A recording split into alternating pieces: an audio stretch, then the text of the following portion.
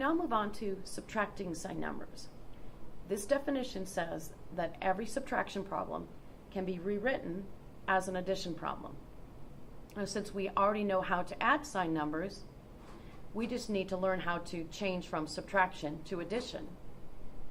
The definition says keep the first number the same and add the opposite of the second number. Now, here are some informal rules that help me in understanding how to rewrite subtraction to addition. When you rewrite, the negative sign or signs in front of a number determines the sign of that number. It is always about the negative sign or signs, not the positive signs. In our change to addition, we'll throw in the plus sign with no change to the problem. So one way to look at this one is we're combining a positive 3 and a negative 10. We throw in the plus sign for addition between these two sign numbers. So here it is, rewritten as an addition problem.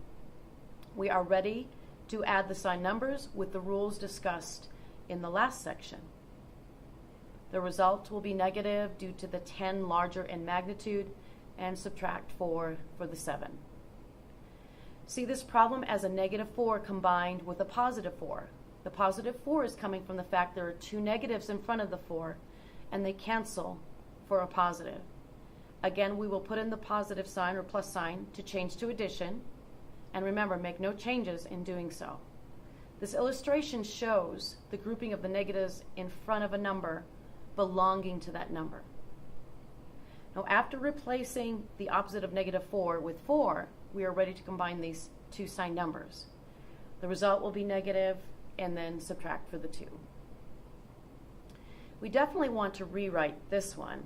Again, the sign of a number is dictated by the number of negative signs in front of that number. Focus on each number as we move from left to right and the number of negatives that are in front of that number.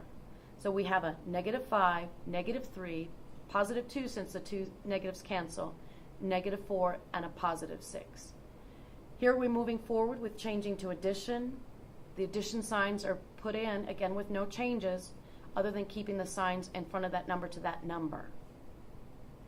Simplifying each term if possible. Whenever we have two negatives, make positive. From the third to the fourth step, we're combining just the positives and just the negatives.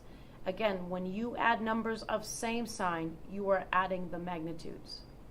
Now with two numbers left, with opposite sign, we subtract for the magnitude with a negative answer due to the negative 12 largest in size. With this problem, we're going to need to follow the order of operations. So starting with parentheses, moving to the innermost set of inclusion symbols, we start with those parentheses.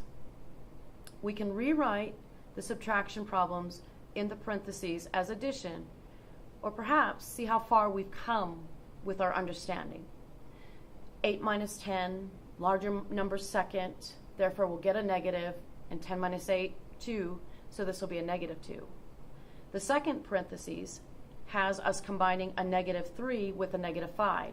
Same sign, therefore we add and maintain that negative sign.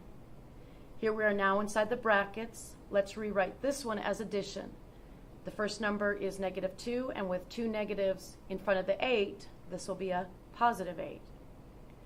Now we combine the two numbers in the brackets, opposite signs, so we subtract for that positive 6. Be careful here, this reads as negative 3 minus 6. We are not multiplying since the second number is outside the brackets. See this as negative 3 combined with a negative 6. You can rewrite as an addition if you like, and then last combine these two numbers of the same sign for your final result. I approach subtraction of sign numbers in a bit different way, possibly than other authors or instructors. If you struggle with this concept, hopefully this approach will help you with this topic. Thank you for listening, and again, hopefully this will be helpful.